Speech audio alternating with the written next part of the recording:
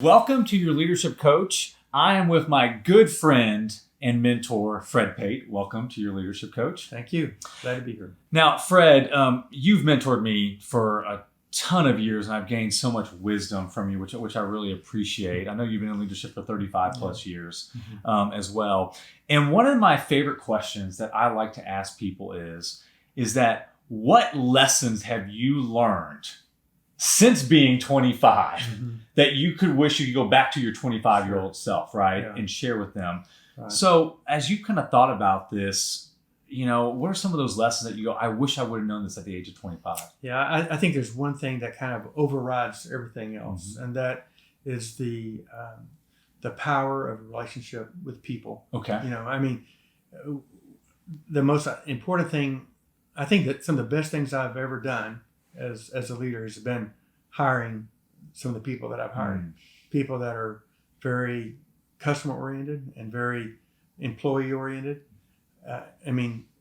We're really in the people business more than anything else, because people buy from people sell to people make the product, people do the accounting to keep up with the money, and until robots replace people, which hopefully won't be for a while, we need to be really focused on those relationships and having the right people in the organization. So I spend a lot of time working on developing deeper relationships with the employees, deeper relationships with the customers, and just try to use as much of my people capital, my personal skills capital as I can in strengthening those bonds and those relationships in the organization.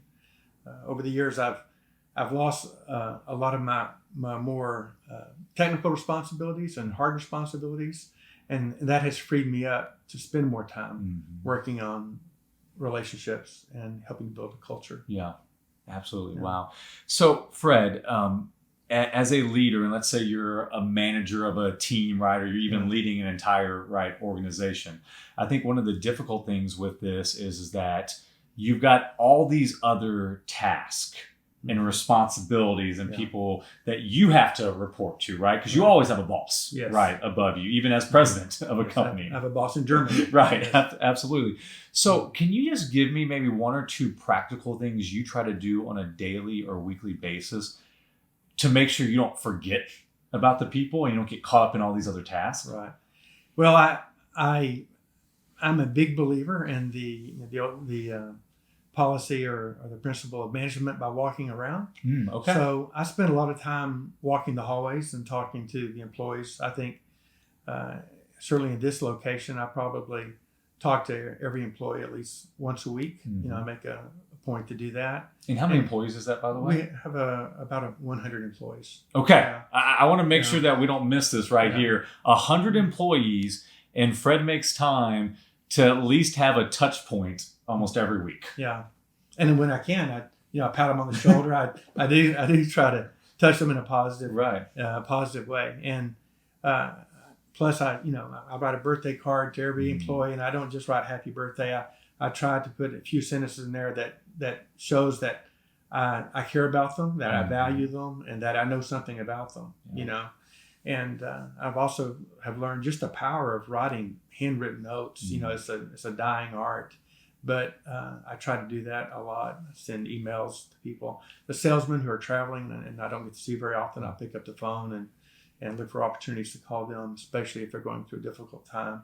I try to call to encourage them. And so I in a sense, I'm the president and chief pastor for the organization. I have kind of a pastoral role. Sure. And I'm fortunate that I have the time that I can do that. Absolutely. And I think at the end of the day, you want to make sure that your employees know that they're not just a number.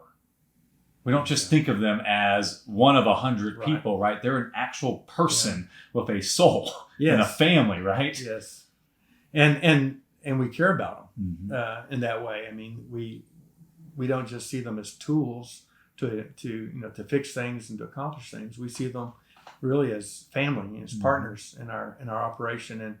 And I think we do a good job of communicating that to our employees, and I certainly I get misty eyed sometimes when I think about them, just because I really do care about them. Yeah, absolutely. And I think one of the neat things about this is that when you care about people, and there's been a lot of research on this, the productivity, the bottom line, it shows, right? You're not just creating some feel-good organization. Right. You're actually creating a dynamic, well-executed organization that's innovative, right, in everything that they do when you care for your people.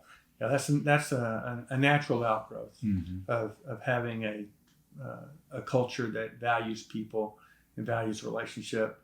That's a natural outgrowth. We don't. It's not some kind of conniving scheme to manipulate employees into doing a good job for the customer. We wouldn't do that. We honestly care about the employees, and we, every year for the last, I think 7 or 8 years, we've won an award for being one of the best workplaces in Texas, and we're very happy to have that award. But we work at it, making it a good place to work where people enjoy where they are, and it's not just about cooking them hamburgers or things like that. I mean, that's nice, but at the end of the day, what they care about is to know that we care about them. Absolutely, yeah. I think that's I think that's huge. So here's our today's game plan. Here's what I want you to think about. As a leader, are you spending time with people? And I want you to evaluate that. Look at your calendar, maybe look at, do you have margin in your schedule, as Fred said, to walk around and to have a pulse? So it's not just your managers. You're actually getting a chance to talk to their direct reports as well. I guarantee you it will mean a lot to your team when they get a chance to talk to the boss or the leader of the organization. Well, let me leave you with this tweetable lesson. It's by John Maxwell. People don't care how much you know until they know how much you care.